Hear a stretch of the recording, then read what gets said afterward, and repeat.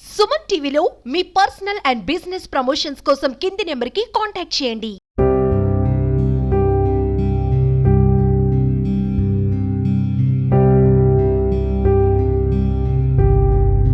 భిక్షాందేహి माता भिक्षांदेहि కృపావలంబన కరే कृपावलंबन करे మాతా అన్నపూర్ణేశ్వరి माता अन्नपूर्णेश्वरी అన్నపూర్ణే సదాపూర్ణే अन्नपूर्णे सदापूर्णे శంకర ప్రాణవల్లభే शंकर प्राणवल्लभे జ్ఞాన వైరాగ్య సిద్ధాఖ్యం ज्ञान वैराग्य सिद्धक्षम మాతాదేవో माता देवो భిక్షాందేవీ చ పార్వతే भिक्षांदेवी च पार्वती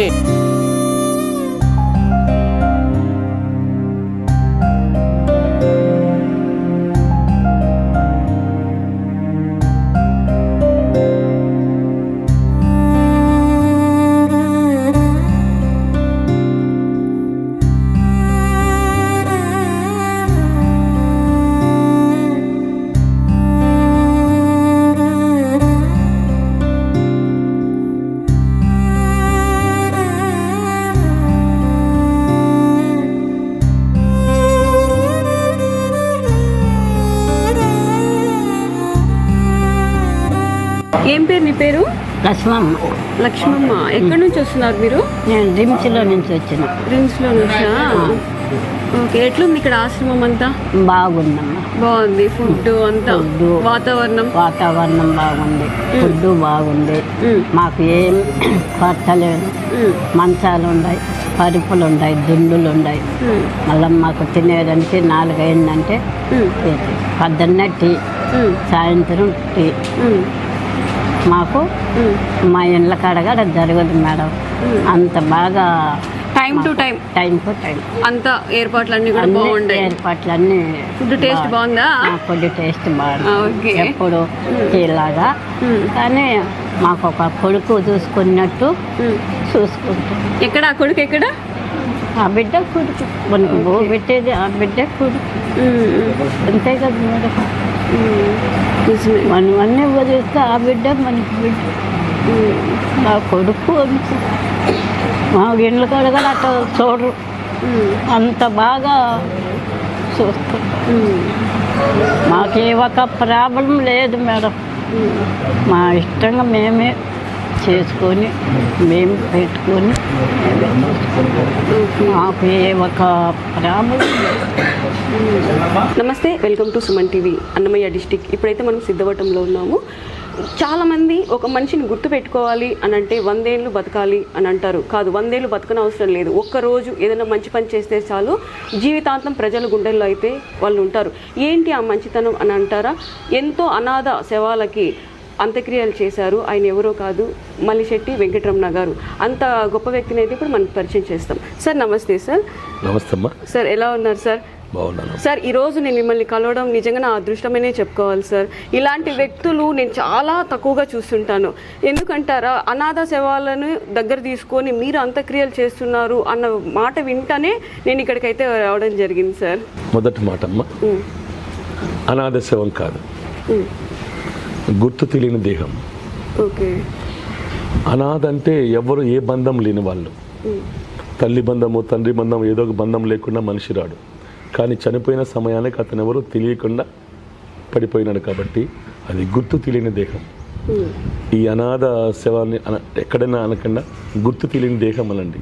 ఓకే సార్. ఇప్పటి వరకు భగవంతుని ప్రాప్తం 617 మంది దేహాలకు అంత్యక్రియలు చేసుకునేదానికి, అంటే అది రుణం తీర్చుకునేదానికి భాగ్యం లభించింది. సార్, ఇంతకుముందు ఏం చేసేవాళ్ళు సార్ మీరు? నేను పోలీస్ డిపార్ట్మెంట్లో ఏఎస్ఐగా పనిచేస్తూ లాస్ట్ ఇయర్ జూలైలో స్వచ్ఛందంగా పదవీ విరమణ చేశాను. స్వచ్ఛందంగా? ఎందుకు? ఇక్కడ ఒక గుడి నిర్మించాలనుకున్న నిర్ణయం, అన్నపూర్ణమ్మ ఆది భిక్షువాలయం అని.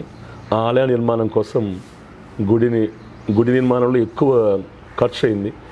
నేను దాదాపు ఒక 80 లక్షలు 90 లక్షలు అనుకుంటే డబ్బు 2 కోట్ల రూపాయల మీద అవుతుందనే ఉద్దేశంతో పదవీ విరమణ చేస్తే వచ్చిన డబ్బుతోటి ఆలయ నిర్మాణాలకు ఉపయోగించాలనే ఉద్దేశంతో స్వచ్ఛందంగా నిర్ణయం తీసుకున్నాను. ఆశ్రమం చాలా బాగుంది, గుడి కూడా చాలా బాగుంది. ఆశ్రమంలో మామూలుగా చెట్లు నీడకో మంచి ఆక్సిజన్కో చూస్తాం, ఇక్కడ అన్ని పండ్ల చెట్లు. అసలు ఎంత డిఫరెంట్ ఒకసారి చెప్పండి, ఎన్ని చెట్లు, ఏమేమి చెట్లు అవి? ఇక్కడ సీతాఫలము, రామాఫలము, లక్ష్మణ ఫలము, హనుమ ఫలము, రేగు, గంగిరేగు, జామ, సపోటా, నేరేడు, అల్లో నేరేడు, కమల, చీన, పనస, Apple, red water Apple, green water Apple, white water Apple, avocado, ఖర్జూరం, నారింజ, ఈ చెప్పిన పళ్ళ చెట్లన్నీ ఉన్నాయి. ఎందుకు ఈ చెట్లన్నీ ఇలా వేసాను పండ్లు పెంచుతున్నానంటే చాలామంది పిల్లలకు ఏ పండు ఏ చెట్టుకు పండుతుందో అనేది వాళ్ళకి తెలియడం లేదు. ఇక్కడికి వస్తే అందరికీ చూపిస్తాను. ఇదో ఈ అరటి పండు ఈ చెట్టు, నేరేడు చెట్టు ఇది, ద్రాక్ష ఇది, ఖర్జూరం ఈ చెట్టు, యాపిల్ ఇది, మామిడి ఇది అని వాళ్ళకి చెట్టుకు తీసుకుపోయి పిల్లల్ని చూపిస్తారు. రుద్రాక్ష చెట్టు కూడా చాలా ఏకముఖి రుద్రాక్ష, త్రిముఖి రుద్రాక్ష, ద్విముఖి రుద్రాక్ష, పంచముఖి రుద్రాక్షలు కూడా నాకు హరిద్వార్లో దొరికాయి, తీసుకొచ్చి ఇక్కడ పెంచుతున్నాను. తర్వాత ఏకదళ బిల్వము, త్రిదళ బిల్వము, నవదళ బిల్వం, ఇవి కూడా బిల్వం చెట్లుగా ఉన్నాయి. అదేనమ్మా.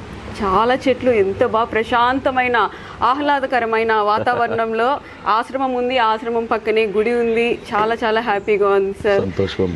నిజంగా ఫస్ట్ టైం చూస్తున్నాను ఇంత చెట్లు కూడా పిల్లలకి యూజ్ అయ్యేటట్టు. ఇక్కడ కాసే పండ్లు కూడా పెద్దలకి ఏమంటే నో కెమికల్, ప్యూర్ ఆర్గానిక్. చాలా బాగుంది. అక్కడ ఏదో ఒక పలక మీద ఏదో రాసినారు, దాని గురించి ఏంటి సార్ అది? ఇది ఈ స్థలం 2011లో స్థలం కొన్నానమ్మా. 2013లో ఒక కార్పొరేషన్, 2014లో ఒక కార్పొరేషన్ ఎడ్యుకేషన్ వాళ్ళు వచ్చారు. రమణ గారు ఇక్కడ ఎందుకంటే ఈ చెట్లన్నీ చూసి ఇక్కడ ఇంకా పూజా చెట్లు చాలా ఉన్నాయి.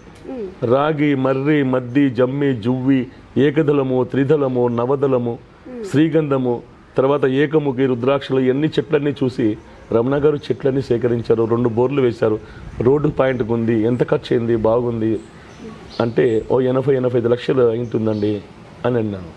వాళ్ళు నాకు ఇచ్చిన ఆఫర్ ఏంటంటే, ఇది మీ పెట్టుబడి ₹1,00,00,000 అనుకోండి, మీరు కన్నా ఈ స్థలం మాకు ఇస్తే 1 కోటి 2 కోట్లు ఇస్తాం, మాకు ఇస్తారని 2014లో అడిగారు. ఆఫర్ వచ్చింది. నేను ఈ చెట్లను చిన్నపిల్లల మాదిరి పోషించుకున్నాను. సరే, నేను 2 కోట్లకు ఈ విషయం ఇంట్లో తెలిస్తే ఏమన్నా చెప్పండి. నేనైతే భిన్న అమ్మేసి అంతకంత డబల్ గా వస్తుంది కదా అని అయితే చెప్తా. ఇది ఆడవారి యొక్క సహజ లక్షణం, భగవంతుడు వాళ్ళకి ఇచ్చినట్టు గుణం. ఎందుకంటే మగవాడి మాదిరి ఆడవాళ్ళు కన్నా ప్రవర్తిస్తా ఇచ్చుకుంటా పోతుంటే సంసారాలు జరగవు. కాబట్టి భగవంతుడు మనిషి పురుషునితో ఒక పని చేయించాడు, భగవంతుడు స్త్రీతో ఇళ్ళతో ఒక పని చేయిస్తాడు. అది గుణం వాళ్ళది. కాబట్టి వాళ్ళకి ఈ విషయం తెలిస్తే నా మీద ప్రెజర్ వస్తాదనే ఉద్దేశంతో భగవంతుని ఒకటే తలుచుకున్నాను. స్వామి, ఈరోజు రాత్రి నీ ప్రణాళికలో నాకు మరణం అనేది కన్నా ఉంటే రేపటి వరకు నాకు అవకాశం మీ తండ్రి అని తలుచుకున్నాను. పొద్దున్నే డాక్యుమెంట్ తీసుకున్నాను, సిద్ధోటం రిజిస్టర్ ఆఫీస్కి వచ్చాను. సూర్యచంద్రాదులు ఉన్నంత వరకు ఇది దైవ కార్యాలకు, ధర్మ కార్యాలకు ఉపయోగించాలి. నా వారసులు కేవలం పర్యవేక్షకులే, అమ్మేదానికి కానీ కుదులు పెట్టేదాన్ని ఇతరత్ర ఎటువంటి హక్కు లేదు. ఏ తరములో వాడైనా నా వారసుల్లో ఎవరున్నా దీని మీద చెడుగా ఆలోచించినా అప్పటి నుంచి వాని వంశం అంతరించిపోతుంది. ఇది నా హెచ్చరిక అని వీలునామా రాసి రిజిస్టర్ చేయించి దాన్ని ఇక్కడ నాటించాను. భవిష్యత్తు తరాలకు ఇది నాది ఆస్తి అని నా వారసులకు ఇది ఉండకూడదు, 10 మందికి ఉపయోగపడేదే, ఇందులో నేను మొదటి సేవకుణ్ణి అంతే ఆ భావన ఉండాలి తప్ప దీనికి అధిపతిని, యజమానిని, ఇది నాకు ఉపయోగపడుతుందనే భావన అతనికి వెంట్రుక వాసి కూడా కలలో కూడా రాకూడదు. ఇలాంటి వీలునామా నేను ఇంతవరకు ఎప్పుడు కూడా చూడలేదు. దీన్ని మిస్యూజ్ చేస్తే దీన్ని నమ్మిన వంశం అనేదే నాశనం అయిపోతుంది, ఉండకూడదు అని అంత పెద్ద మాట ఎందుకు అనేసినారు మీరు? కొన్ని కావాలనుకున్నప్పుడు కొన్ని నిర్ణయం తీసుకోవాలి. ఇంట్లో వాళ్ళకి తెలిసిందా మీరు ఇలా రాశారు? తెలిసింది, తర్వాత బాధలు పడ్డారు, ఏదైనా చేస్తారు. కానీ ఏదో ఒకటి ఈ రోజున ఇక్కడ ఇన్ని చెట్లు ఉన్నాయి, ఇక్కడ ఒక వృద్ధులకు ఉపయోగపడుతూ ఉంది, ఆలయం నిర్మాణం జరిగింది కదా. ఎంతో మంది 100ల మంది వస్తున్నారు, ఇక్కడ ప్రశాంతత పొందుతున్నారు, ఈ చెట్లను చూస్తున్నారు, ఆహా ప్రశాంతంగా వస్తున్నారు. కొంతమంది ఇನ್ನು ముస్లిమ్స్ కావచ్చు, క్రైస్తవులు కావచ్చు వస్తున్నారు, భార్య బిడ్డలతో వస్తున్నారు, ఇక్కడ భోజనం పెడుతున్నారు, ఈ చెట్ల మధ్య కూర్చుంటున్నారు, సాయంత్రంగా వెళ్ళిపోతున్నారు. ఎంతోమంది ఆహ్లాదం పొందుతున్నారు. ఇంతమంది ఆత్మలకు సంతోషం కలగాలంటే ఈ శరీరంలో ఉన్నటువంటి ఆత్మ కొన్ని త్యాగం చేస్తేనే దానికి ఉపయోగపడుతుంది. ఎవరైనా కానీ మనం కాదనుకున్నప్పుడే ఏదైనా గుర్తుపెట్టుకోండి, ఒకటి కావాలనుకుంటే కొన్ని భరించాలి. అది కుటుంబ సమస్యలు కావచ్చు, ఇంకేదైనా నా వల్ల వచ్చాయి సమస్యలు, వచ్చాయి ఇంకేదైనా వచ్చాయి, అన్నీ ఫేస్ చేస్తాను. ఈ రోజు ఇక్కడ ఉన్నదండి, నేను వెళ్తా, ఈ రోజు ఉండొచ్చు, ఇంకాసేపటి పోవచ్చు, చెప్పలేం. కానీ ఇది ఉన్నంత వరకు ఈ శరీరంతో చేసిన క్రియ ఇంకొకరికి ఉపయోగపడుతుందంటే ఇంతకంటే ఈ శరీరానికి సార్థకత ఏముంది? ఓకే, నాకు చిన్న డౌట్ సార్. చెప్పండి. ఇన్ని మంచి మాటలు చెప్తున్నారు, చిన్న వయసులో ఆశ్రమం అంటున్నారు, గుర్తు తెలియని శవాలకు అంత్యక్రియలు చేస్తున్నారు, గుడి కట్టారు. ఏంటి మీకు అంత ఇన్స్పిరేషన్గా ఏమనిపించింది? లేకుంటే మీకు అంత మనసు కదిలించే విషయం ఏంటి అసలు? అది యథార్థం చెప్పాలంటే చనిపోయిన శరీరాన్ని చూసినప్పుడు అంతా కలుగుతుంటుంది. రకరకాల భంగిమలతో కుళ్ళిపోయి ఎముకలు కోళ్ళు, కుక్కలు, నక్కలు, పిల్లులు, చీమలన్నీ పెరుక్కుని పోయి రోడ్ల మీద పడిపోయి ఉంటే అక్కడ పోయి కలిపినప్పుడు తెలుస్తుంది ఈ వ్యక్తి ఎలా బ్రతికి ఉంటాడో తెలియదుగా. ఎంతో ఉత్తమంగా బ్రతికిండొచ్చు, ఎంతో ఐశ్వర్యంగా బ్రతికిండొచ్చు, భార్యాబిడ్డలతో బతికిండొచ్చు, భర్త పిల్లలతో జీవించిండొచ్చు. కానీ చనిపోయే సమయానికి ఎవ్వరూ లేకుండా పోతున్నారు. కాబట్టి ఎవరి జీవితమైనా ఎవరిది శాశ్వత. మనిషికి అతి ముఖ్యమైనది వృద్ధాప్యమే. మనిషికి అతి ముఖ్యమైన కాలం మనిషి జీవితంలో. యవ్వనంలో ఏది కూడా మనం పట్టించుకోము, ఎదిరిస్తాం. కానీ చిన్న బాధ అయినా వచ్చేది, చిన్న గాయానికి కూడా బాధ కలిగే సమయం ఏదంటే వృద్ధాప్యం. ఈ వృద్ధాప్యం మనిషికి అత్యంత శాపగ్రస్తమైన కాలం. కాబట్టి ఆ మరణ సమయాల్లో చూసినప్పుడంతా కలుగుతుంది ఆ వ్యక్తిని. ఎవరి జీవితంలోనూ ఆ భావంతోనే ఈ వైరాగ్య భావం, ఇంకేది కాదు, ఎవరో చెప్పింది కాదు. అది ప్రతి ఒక్కటి అనుభవం. ప్రతి శవం కాడికి పోయి చూసినప్పుడంతా ఎయిడ్స్ పేషెంట్స్, లెప్రసీ వాళ్ళు, కరోనా జబ్బులు, వీళ్ళందరూ చూస్తాం. కరోనా జబ్బు వచ్చినప్పుడైతే సొంతం భార్య బిడ్డలుగా అక్కడ వదిలిపెట్టేసిపోయిన సందర్భాలు చాలా ఉన్నాయి. కాబట్టి ఎంత డబ్బున్నా కూడా ఓకే లేదు ఆడికి. కాబట్టి ఎవరి జీవితం శాశ్వతం కాదు, ఎవరి జీవితం ఎలా ముగుస్తుందో, ఎవరి వృద్ధాప్యం ఎలా చివరి మధ్యలో ఎవరికి తెలియదు. కాబట్టి ఎప్పుడు ఉదయిస్తుందో తెలియదు, ఎప్పుడు అస్తమిస్తుందో తెలియదు. అంతే. అప్పుడు చూసినప్పుడు మీకు అనిపించింది ఆ బాధ, ఆ పెయిన్? ప్రతి ఒక్క ఆత్మ నన్ను నిలుచుకొని ప్రశ్నిస్తా, అంటే నా జీవితం ఇలా అయిపోయిందిరా, గతంలో నేను ఎలాగో బ్రతికాను, ఎంతతో గొప్పగా, నా బ్రతికే ఇలా అయిపోయింది, నువ్వెంత. చాలా సాంప్రదాయబద్ధంగా కూడా అంత్యక్రియలు చేసేవారు. మామూలుగా చేసేయాలంటే చేసేయచ్చు. మీరు ఎంత సాంప్రదాయంగా అలా చేస్తున్నారు, అది కూడా ఎందుకు హిందూ సాంప్రదాయం లాగే చేయాలి అనేసి? అమ్మ, దేహానికి మనిషి జీవించినప్పుడు ఆత్మరు బ్రతికి ఉన్నప్పుడు ఆహారం కోరుకుంటుందట, మరణానంతరం అంత్యక్రియలు కోరుకుంటుందట. ఈ రెండే కోరుకుంటుంది ఆత్మ, ఇంకేది కోరుకోదంట. బ్రతికి ఉన్నప్పుడు నా శరీరాన్ని తను కాపాడుకుంటుంటుంది బాగా ఎక్కువగా. ఇప్పుడు ఇక్కడ ఉన్నామనుకోండి, సడన్గా ఒక పాము వచ్చిందనుకోండి, సడన్గా ఒక పాము పడింది అనుకోండి, మీరు ఉండరు, నేను ఉండను, కెమెరామెన్ ఎవరు ఉండరు, పరిగెత్తిపోతాం. పరిగెత్తిపోయిన తర్వాత ఆలోచిస్తాం, ఆయన కెమెరామెన్ నా కెమెరాకి ఏమైనా అవుతుందేమో అని అక్కడ చూస్తాడు. కాబట్టి ఈ పక్కకు తీసుకుపోయేది ఏంటంటే ఆత్మ తన శరీరానికి ఏదైనా అపాయం కలుగుతుందనే ఉద్దేశంతో దూరం తీసుకుపోతుందంట. తర్వాత మనస్సు ఓహో అక్కడ నా వస్తువులు ఉన్నాయి అని దానికోసం ప్రయత్నం చేస్తుందంట. కాబట్టి బ్రతికి ఉన్నంత వరకు ఆహారాన్ని కోరుకుంటుంది, మరణించిన తర్వాత అంత్యక్రియలు కోరుకుంటుందంట. అంతే, ఇంకేది కోరుకోదు. కాబట్టి ఆ అంత్యక్రియలు చేసేదానికి నాకు భగవంతుడు ప్రాప్తం కల్పించాడు. ఆత్మకు సంతృప్తి కలిగించేదానికి భగవంతుడు నాకు కల్పించాడు. మన ఇక్కడ భూమి మీద ఉన్నటువంటి ఉత్తమ క్రియలు ఎటువంటి అంటే, ఒక మనిషి ఉత్తమంగా జీవిస్తూ ధర్మబద్ధంగా జీవిస్తూ ఉండి, అతనికి ఒక కొడుకు ఉండి, ఆ కొడుకుడుగా ధర్మబద్ధంగా జీవించి ఆ కొడుకుతో ఉత్తరక్రియలు చేయించుకుంటే ఆ వ్యక్తికి ఉత్తమమైన సోపానం లభిస్తుంది, సద్గతి. ఒక కొడుకు కలిగితేనే. మరి 100 మంది కొడుకులు ఉన్నారు, 100 మంది ధర్మంగా ఉన్నారు. మరి ఆ తండ్రి చనిపోయినప్పుడు 100 మంది కొడుకులతో అంత్యక్రియలు చేయించుకుంటే ఇంకెంత ఫలితం ఉంటుంది? 100 రెట్ల ఫలితం ఉంటుంది. మరి 100 రెట్ల ఫలితం ఎంత వస్తుందో అటువంటిది ఒక దిగుడు బావి తవ్విస్తే వస్తుందట. బావి, మంచినీరు బావి తవ్విచ్చి 10 మందికి సహాయపడేట్టు చేస్తే 100 మంది కొడుకులతో సమానం ఒక దిగుడు బావి. మరి ఇటువంటి బావులు 100 తవ్విస్తే ఎంత ఫలితం వస్తుందో, ఒక వనము పెంచితే అంత ఫలితం వస్తుందట. ఒక వనము పెంచి 10 మందికి ఉపయోగపడేట్టు, ఆ వనము వల్ల ఆక్సిజన్ వచ్చేసి వర్షం పడేదానికి అవకాశం కల్పింపజేస్తే 100 బావులు తవ్వించినంత ఫలితం ఉంటుందంట. మరి ఇటువంటి వనాలు 100 తవ్విస్తే ఎంత ఫలితం వస్తుందో, ఒక చెరువు నిర్మిస్తే ఎంత ఫలితం వస్తుందంట. మరి ఇటువంటి చెరువు, ఆ చెరువులతో నీళ్లు, పశువులు, పంటలు అన్ని పంటలు పండిస్తుంది. అంత ఫలితం ఎన్నో జీవరాశులకు ఉపయోగపడతాయి. మరి అటువంటి చెరువులు 100 తవ్విస్తే ఎంత ఫలితం వస్తుందో ఒక యజ్ఞం చేస్తే ఎంత ఫలితం వస్తుందంట. యజ్ఞము వర్షానికి వర్షం వచ్చేదానికి ఆధారం. ఎందుకంటే వర్షం వస్తేనే చెరువులు నిండుతాయి, పంటలు పండుతాయి, నీళ్ళు వస్తాయి, బావులు వస్తాయి, అన్నీ వస్తాయి. కాబట్టి 100 యజ్ఞాలు చేస్తే 100 చెరువులతో సమానం ఒక యజ్ఞం. మరి ఇటువంటి యజ్ఞాలు 100 కాదు 1000 చేస్తే ఎంత ఫలితం వస్తుందో ఒక యాగం చేస్తే ఎంత ఫలితం వస్తుందంట.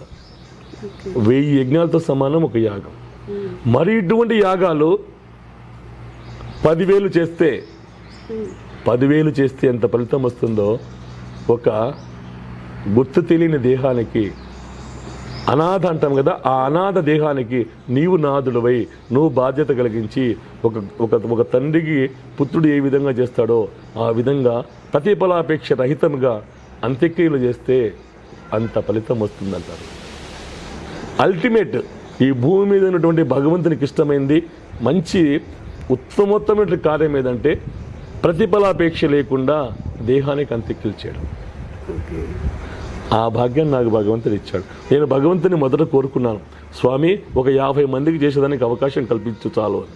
50 కాస్త 100 అయిపోయినాయి. 100 అయిపోయి నేను అనుకున్న దానికంటే భగవంతుడు ఎన్నో రెట్లు నాకు ఇచ్చాడు. కాబట్టి ఇది. తర్వాత ఇంకొకటి రక్తదాత, వస్త్రదాత, అన్నదాత, గుడి కట్టించిన దాత, విగ్రహదాత అని అంటూ ఉంటారు. వినాయక చవితి వస్తే ఒక 10 అడుగులు విగ్రహం పెట్టేసి ఆ వీధి ఆ పక్క ఈ పక్క 20 అడుగుల కటౌట్లతో పెడతారు. విగ్రహదాత విగ్రహదాత విగ్రహదాత అని. వినాయకుని స్వరూపం ప్రతిమ ఏంది? దైవ స్వరూపం. ఆ దైవ స్వరూపానికి నువ్వు దాతవా? కరెక్ట్గా చెప్తున్నారు. చెప్పండి, దాతవా? దాత అనే పదానికి అర్థం భగవంతునికి తప్ప మానవునికి అర్హత లేదు. గరుడ పురాణంలో ప్రత్యేకంగా చెప్పబడింది, దాతని ఎవరైతే తలుస్తారో వాడికి మరో జన్మలో యాచకుడుగా ఇస్తాడు జన్మ భగవంతుడు. మనం సమర్పకులు మాత్రమే. విగ్రహ సమర్పకులనండి, అన్న సమర్పకులనండి, వస్త్ర సమర్పకులనండి. విగ్రహదాతలు దాత అనే పదం కాదు. రక్తదాత నేను అది ఇచ్చాను, ఇది ఇచ్చాను, అది చేశాను. నువ్వెక్కడిది? నీకు అనారోగ్యం ఉంటే నువ్వు ఇంకొకరి దగ్గర తీసుకోవాలా? నువ్వు రక్తం ఇచ్చే శక్తి నీకు వస్తుందా?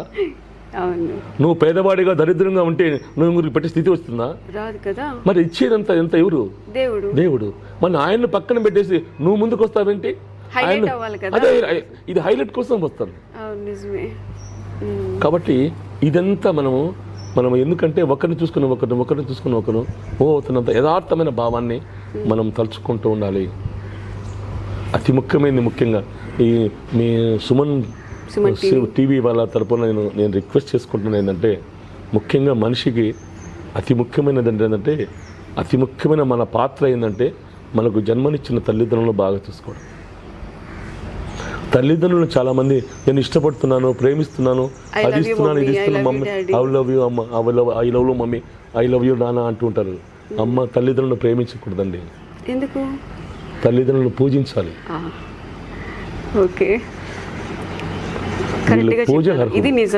పూజకు అర్హులు వీళ్ళు, ప్రేమకు అర్హులు కాదు.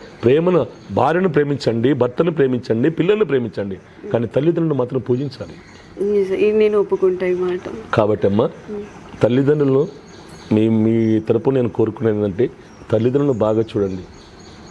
అమ్మాయిలకు మరి ముఖ్యంగా చెప్తున్నాను, కోడళ్ళ వల్ల అత్తలు చాలామంది బాధపడుతున్నారు. కోడళ్ళు అంటారు అత్తలు బాగా చూసుకుంటే మేమెందుకు ఈ విధంగా ఉంటాము, మమ్మల్ని ఒక కూతురు మనం చూసుకోవచ్చు కదా అనేసి.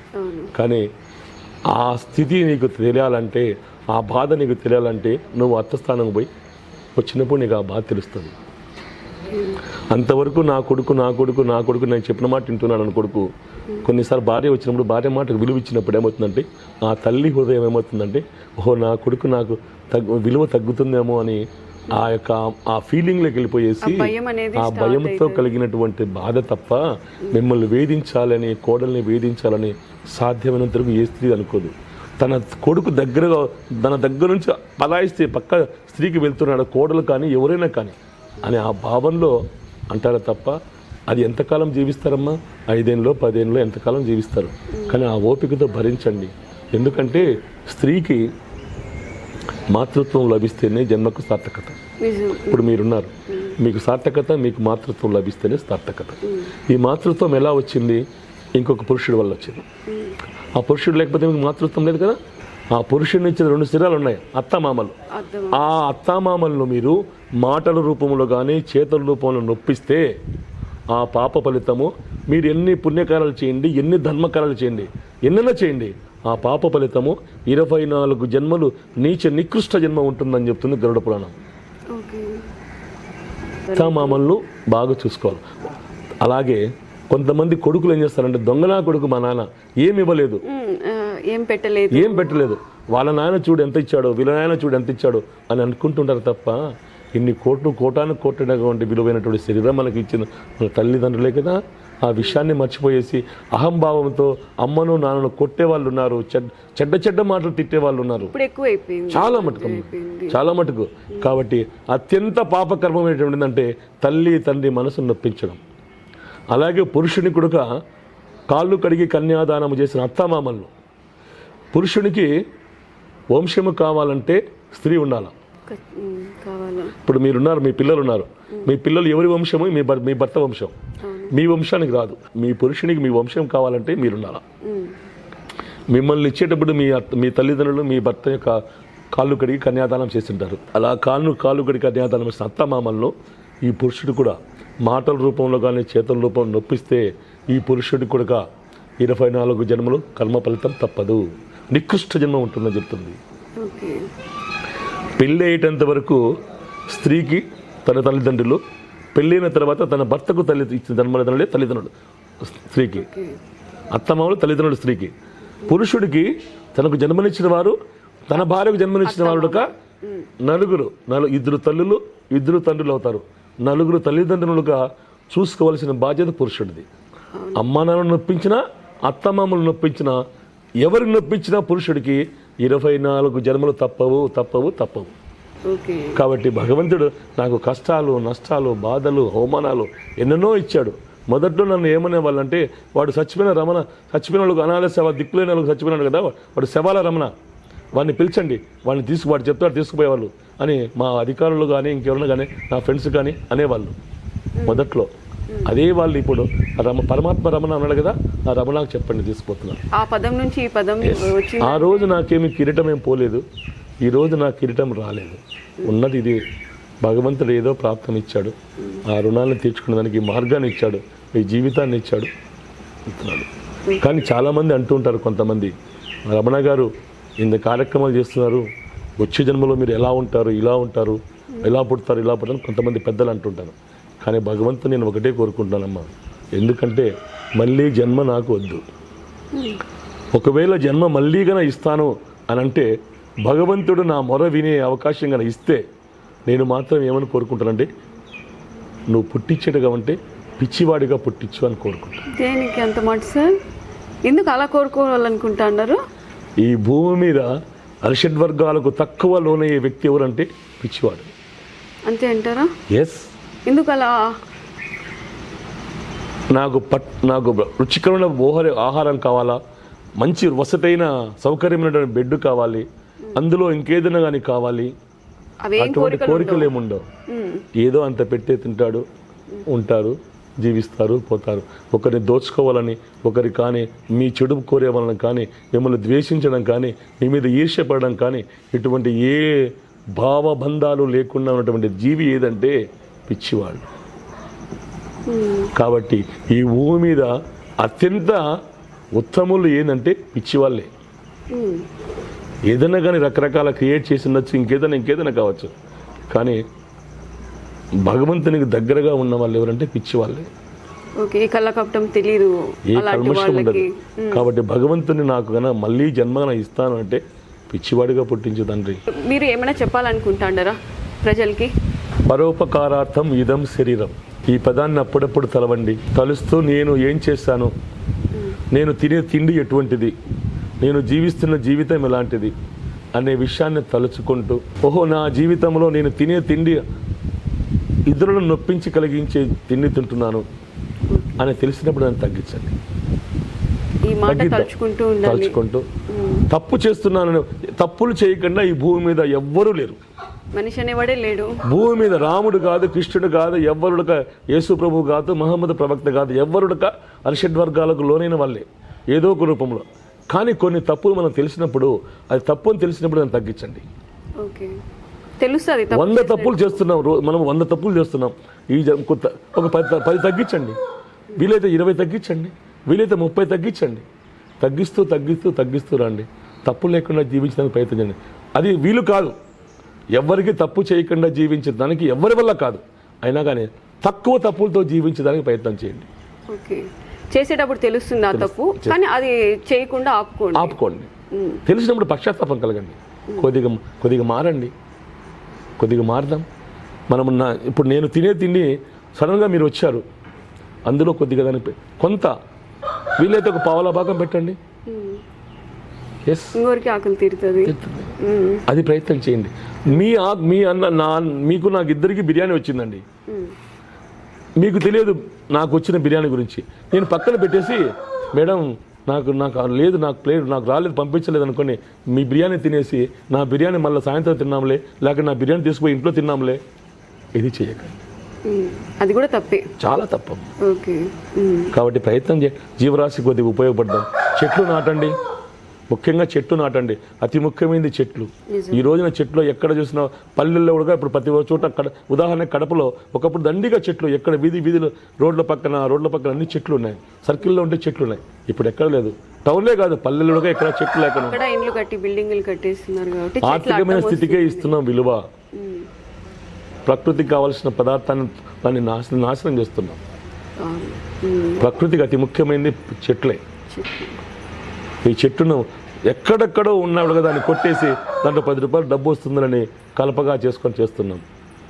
మీ ఆలోచన, మీ సిద్ధాంతాలు నిజంగా నాకు చాలా నచ్చింది. ఇది చాలా సంతోషం, ఆదర్శంగా నిలబడుతుంది. మీలాంటి వాళ్ళు ఇంకా ముందుకు రావాలి, మీలాంటి వాళ్ళు ఇంకా తయారవ్వాలని చెప్పి నేను నిజంగా మనస్ఫూర్తిగా కోరుకుంటున్నాను సార్. చాలా సంతోషం అమ్మా, చాలా సంతోషం.